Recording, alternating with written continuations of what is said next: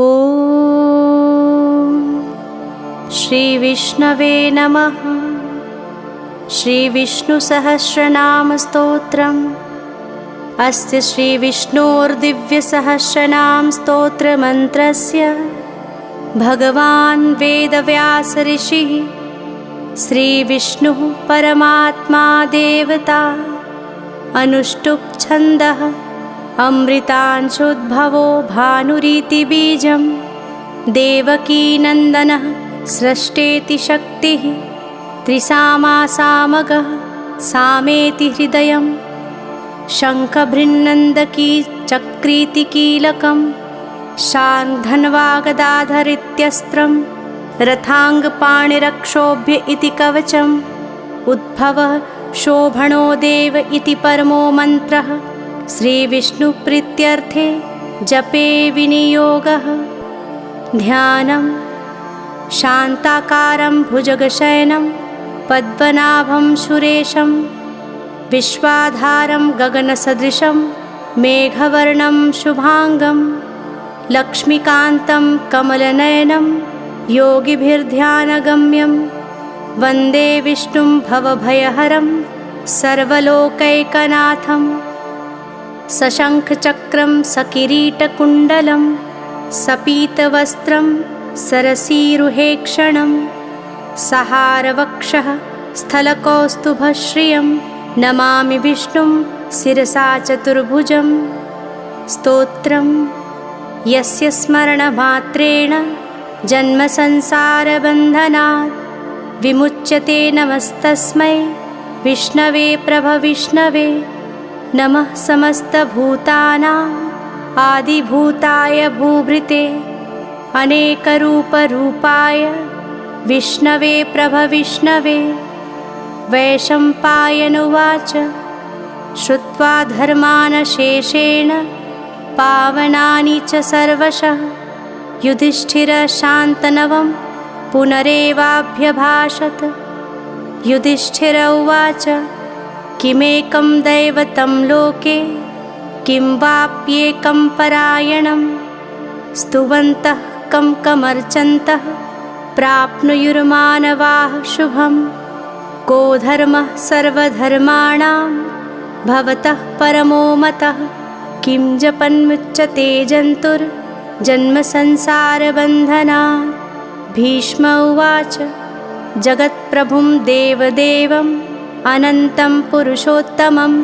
स्तुवन्नाम सहस्रेण पुरुषः सततोत्थितः। तमेव चार्चयन्नित्यं भक्त्या पुरुषमव्ययं। ध्यायनस्तुवन्नमस्यंश्च यजमानस्तमेव च। अनादिनिधनं विष्णुं सर्वलोकमहेश्वरं।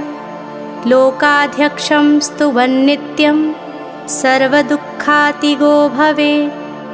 ब्रह्मण्यं सर्वधर्मज्ञं लोकानां कीर्तिवर्धनं। लोकनाथं महद्भूतं सर्वभूतभवोद्भवम्। एष वै सर्वधर्माणां धर्मोऽधिकतमो मतः। यद्भक्त्या पुण्डरीकाक्षं स्तवैरर्चयन्नरः सदा। परमं यो महत्तेजः परमं यो महत्तपः। परमं यो महद्ब्रह्म परमं यः परायणम्।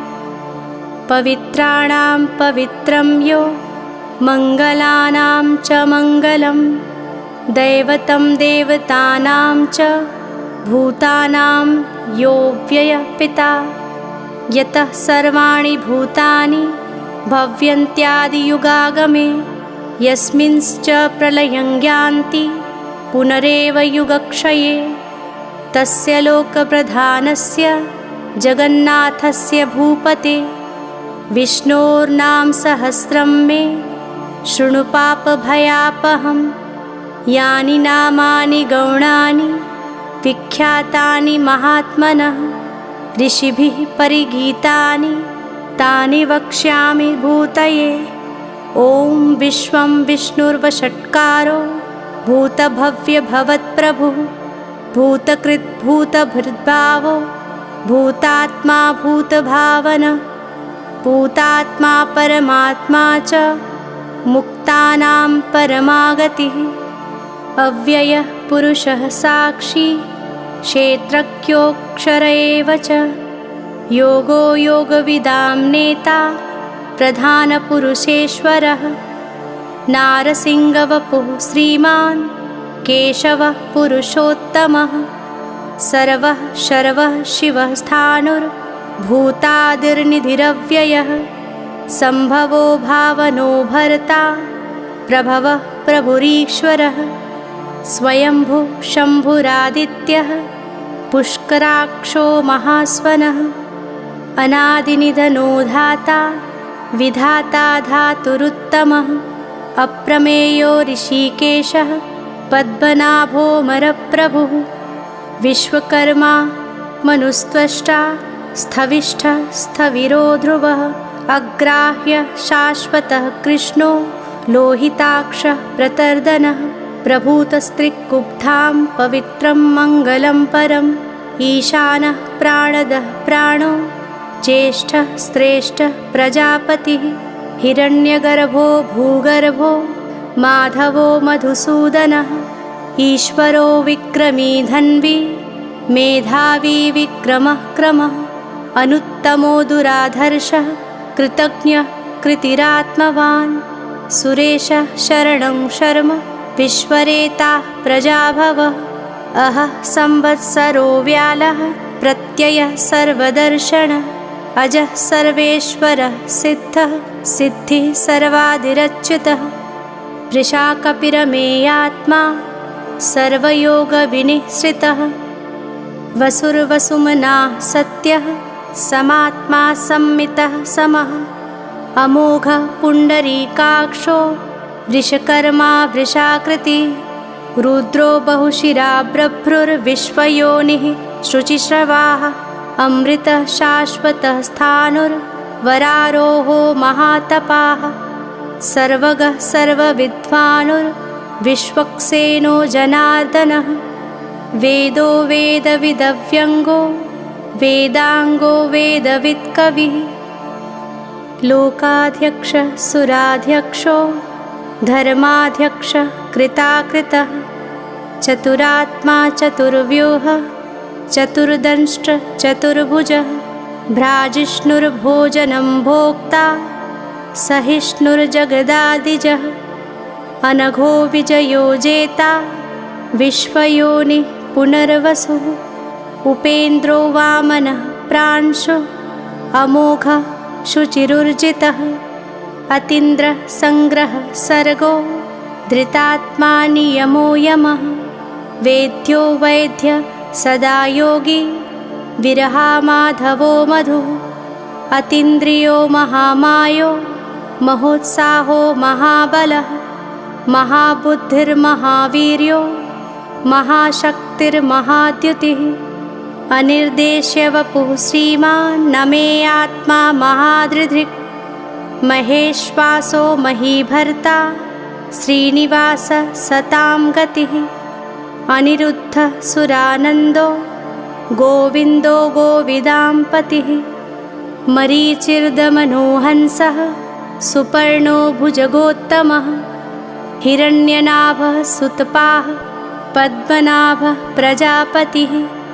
अमृत्युः सर्वदृक्सिंहः सन्धाता सन्धिमान् स्थिरः। अजो दुर्मर्षणः शास्ता विश्रुतात्मा सुरारिहा। गुरुर्गुरुर्तमो धाम सत्यः सत्यपराक्रमः। निमिषो निमिषः सृग्वी वाचस्पतिरुदारधिः। अग्रनिर्ग्रामणि श्रीमान् न्यायो नेता समीरणः। सहस्रमूर्धा विश्वात्मा सहस्राक्षः सहस्रपात्। आवर्तनो निवृत्तात्मा संवृतः संप्रमर्दनः। अहः संवर्तको वह्निः अनिलो धरणीधरः। सुप्रसादः प्रसन्नात्मा विश्वदृक् विश्वभुग्विभुः। सत्कर्ता सत्कृतः साधुर्जह्नुर्नारायणो नरः।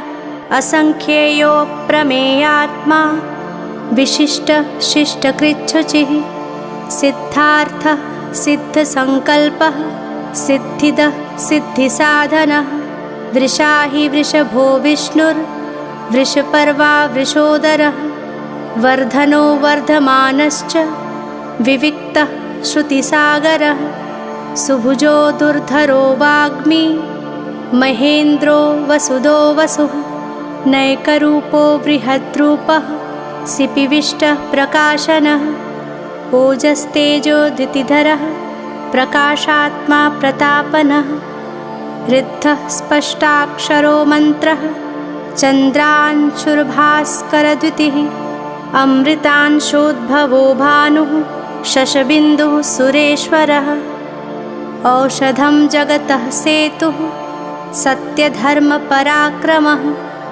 भूतभव्यभवन्नाथः पवनः पवनो नलः कामः कामकृत्कान्तः कामः कामप्रदः प्रभुः युगादिकृत्युगावर्तो नैकमायो महाशनः अदृश्यो व्यक्तरूपश्च सहस्रजिदनन्तजित् इष्टो विशिष्टशिष्टेष्टः शिखण्डीनहुषो वृषः क्रोधः क्रोधकृत्कर्ता विश्वबाहुर्महीधरः अच्युतः प्रथितः प्राणः प्राणदो वासवानुजः अपां निधिरधिष्ठानम् अप्रमत्तः प्रतिष्ठितः स्कन्दः स्कन्दधरो धूर्यो वरदो वायुवाहनः वासुदेवो बृहद्भानो आदिदेवः पुरन्दरः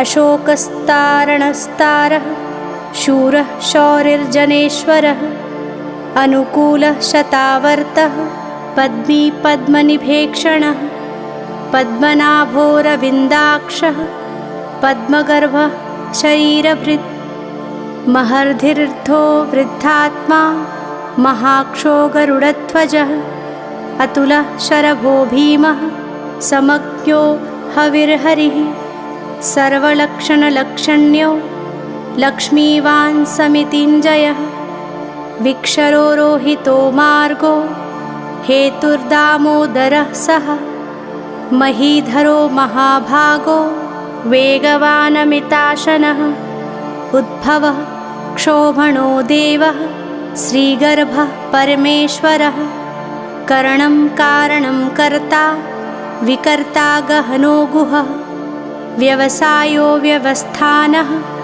संस्थानः स्थानदो ध्रुवः परिर्धि परमस्पष्टः स्तुष्टः पुष्टः सुभेक्षणः रामो विरामो विरजो मार्गो नेयो नयो नयः वीरः शक्तिमतां श्रेष्ठो धर्मो धर्मविदुत्तमः वैकुण्ठः पुरुषः प्राणः प्राणदः प्रणवः पृथुः हिरण्यगर्भः शत्रुघ्नो व्याप्तो वायुरधोक्षजः ऋतुः सुदर्शनः कालः परमेष्ठी परिग्रहः उग्रः संवत्सरो दक्षो विश्रामो विश्वदक्षिणः विस्तारः स्थावरस्थाणुः प्रमाणः बीजमव्ययम् अर्थोऽनर्थो महाकोशो महाभोगो महाधनः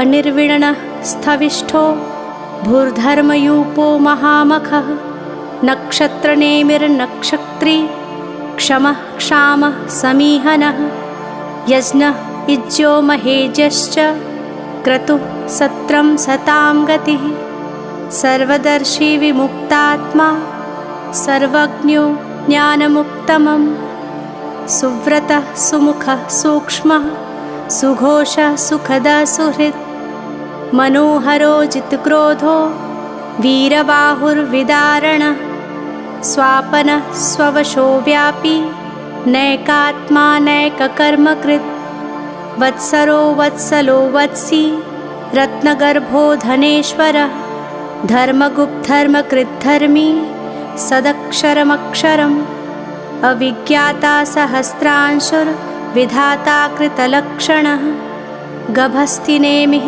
सत्त्वस्थः सिंहो भूतमहेश्वरः आदिदेवो महादेवो देवेशो देवभृद्गुरु उत्तरो गोपतिर्गोप्ता ज्ञानगम्यः पुरातनः शरीरभूतभृद्भोक्ता कपीन्द्रो भूरिदक्षिणः सोमपोमृतपः सोमः पुरुजित्पुरुषत्तमः विनयोजयः सत्यसन्धो दाशार्हः सात्वतां पतिः जीवो विनयिता साक्षी मुकुन्दोमितविक्रमः अम्भोनिधिरनन्तात्मा महोदधिशयोऽन्तकः अजो महारः स्वाभाव्यो जितामृतः प्रमोदनः आनन्दो नन्दनो नन्दः सत्यधर्मा त्रिविक्रमः महर्षि कपिलाचार्यः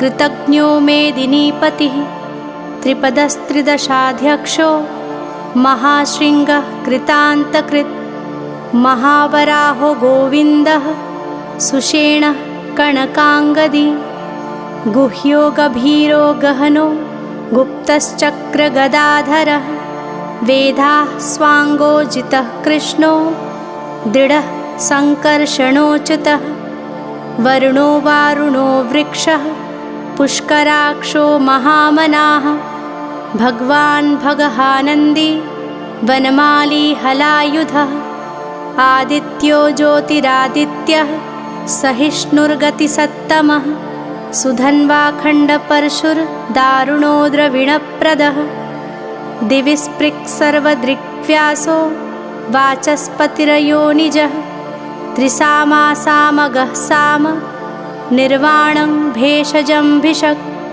सन्न्यासकृच्छमः शान्तो निष्ठा शान्तिः परायणं शुभाङ्गः शान्तिदः स्रष्टा कुमुदः कुवलेशयः गोहितो गोपतिर्गोप्ता वृषभाक्षो वृषप्रियः अनिवर्ती निवृत्तात्मा संक्षेप्ता क्षेमकृच्छवः श्रीवत्सवक्षाः श्रीवासः श्रीपतिः श्रीमताम्बरः श्रीदः श्रीशः श्रीनिवासः श्रीनिधिः श्रीविभावनः श्रीधरः श्रीकरः श्रेयः श्रीमाल्लोकत्रयाश्रयः स्वक्षः स्वङ्गः शतानन्दो नन्दिर्ज्योतिर्गणेश्वरः विजितात्मा विधेयात्मा सत्कीर्तिश्छिन्नसंशयः उदीर्णः सर्वतश्चक्षुः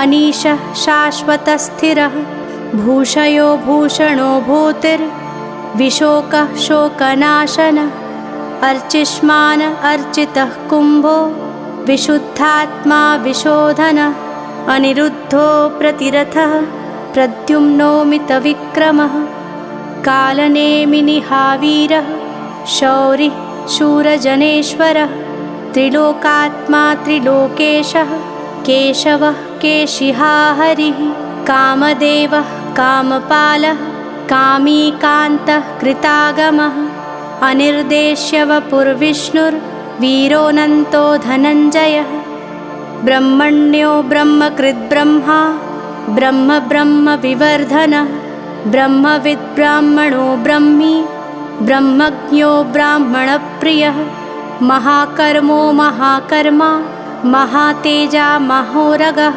महाक्रतुर्महायज्वा महायज्ञो महाहविः स्तव्यः स्तवप्रियः स्तोत्रं स्तुतिः स्तोतारणप्रियः पूर्णः पूरिता पुण्यः पुण्यकीर्तिर्नामयः मनोजवस्तीर्थकरो वसुरेता वसुप्रदः वसुप्रदो वासुदेवो वसुरवसुम्नाहविः सद्गतिः सत्कृतिः सत्ता सद्भूतिः सत्परायणः शूरसेनो यदुश्रेष्ठः सन्निवासः सुयामुनः भूतावासो वासुदेवः सर्वासुनिलयो नलः दर्पः दर्पदो दृप्तो दुर्धरोऽथापराजितः विश्वमूर्तिर्महामूर्तिर्दीप्तिमूर्तिर्मूर्तिमान् अनेकमूर्तिर्व्यक्तः शतमूर्तिशताननः एकोनैकः सवः कः किं यत्तत्पदमनुत्तमं लोकबन्धुर्लोकनाथो माधवो भक्तवत्सलः सुवर्णवर्णो हेमाङ्गो वराङ्गश्च नन्दनाङ्गदी वीरः विषमः शून्यो धृताशीरचलश्चलः अमानिमानदो मान्यो लोकस्वामी त्रिलोकधृक् सुमेधामेधजो धन्यः सत्यमेधाधराधरः तेजो वृषोद्युतिधरः सर्वशत्रभृताम्बरः प्रग्रहो निग्रहो व्यग्रो नैकशृङ्गो गदाग्रजः चतुर्मूर्तिश्चतुर्बाहुश्चतुर्व्यूहः चतुर्गतिः चतुरात्मा चतुर्भावश्चतुर्वेदविदेकपात् समावर्तो निवृत्तात्मा दुर्जयो दुरतिक्रमः दुर्लभो दुर्गमो दुर्गो दुरावासो दुरारिहा शुभाङ्गो लोकसारङ्गः सुतन्तस्तन्तुवर्धनः इन्द्रकर्मा महाकर्मा कृतकर्मा कृतागमः उद्भवः सुन्दरः सुन्दो रत्ननाभः सुलोचनः अर्को वात्सनः शृङ्गी जयन्तः सर्वविजयी सुवर्णबिन्दुरक्षोभ्यः सर्ववागीश्वरेश्वरः महाहृदो महागर्तो महाभूतो महानिधिः कुमुदः कुन्दरः कुन्दः पर्जन्यः पावनोऽनिलः अमृताशोऽमृतवपुः सर्वज्ञः सर्वतोमुखः सुलभः सुव्रतः सिद्धः शत्रुजिच्छत्रुतापनः न्यग्रोधोदुम्बरोऽश्वस्थः चाणुरान्ध्रनिषूदनः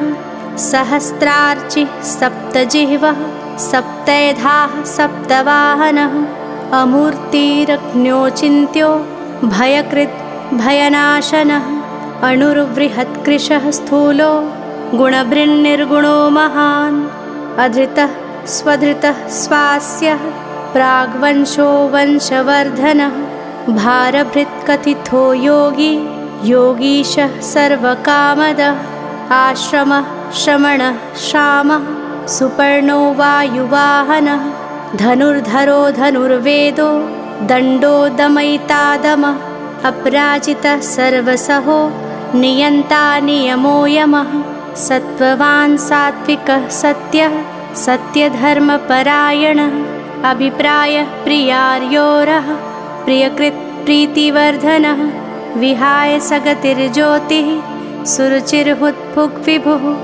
रविर्विरोचनः सूर्यः सवितारविलोचनः अनन्तो हुत्फुग्भोक्ता सुखदो नैकजोऽग्रजः अनिर्विण्णः सदामर्षि लोकाधिष्ठानमद्भुतः सनातन्तमः कपिलः कपिरप्ययः स्वस्तिदः स्वस्तिकृत् स्वस्ति स्वस्तिभुक् स्वस्ति दक्षिणः अरौद्रः कुण्डलीचक्री विक्रमयुर्जितशासनः शब्दातिगः शब्दसः शिशिरः शर्वरीकरः अक्रूरः पेशलो दक्षो दक्षिणः क्षमिणां वरः विद्वत्तमो वीतभयः पुण्यश्रवणकीर्तनः उत्तारणो दुष्कृतिः पुण्यो दुःस्वप्नप्रणाशनः वीरः रक्षणः सन्तो जीवनः पर्यवस्थितः अनन्तरूपो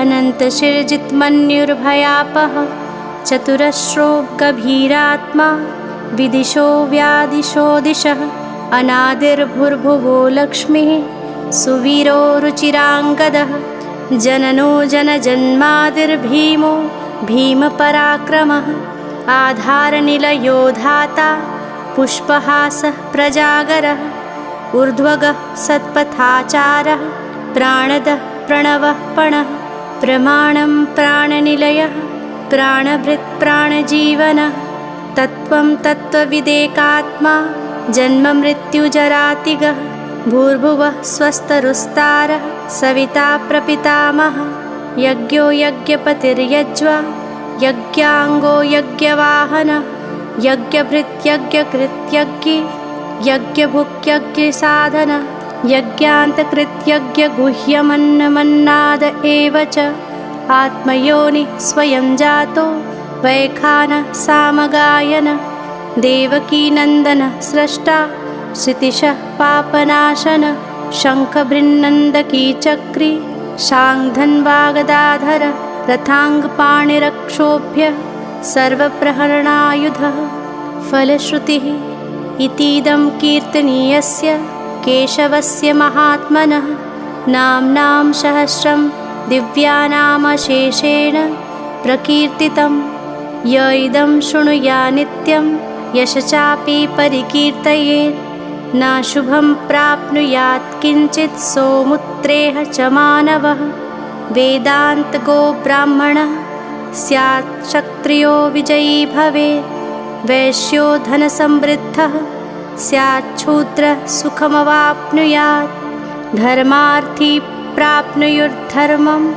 अर्थार्थी चार्थमाप्नुयात् कामान् वाप्नुयात् कामी प्रजार्थी प्राप्नुयात् प्रजां भक्तिमान्यः सदोत्थाय शुचिस्तदगतमानसः सहस्रं वासुदेवस्य नाम्नामेतत् प्रकीर्तये यशः प्राप्नोति विपुलं ज्ञातिप्राधान्यमेव च अचलां श्रियमाप्नोति श्रेयः प्राप्नोत्यनुत्तमं न भयं क्वाचिदाप्नोति वीर्यं तेजश्च विन्दति भवत्यरोगो द्युतिमान् बलरूपगुणान्वितः रोगार्तो मुच्यते रोगात् बुद्धो मुच्येत् बन्धनात् भयान्मुच्येत् भीतस्तु मुच्येतापन्नापदः दुर्गाण्यतितरत्याशु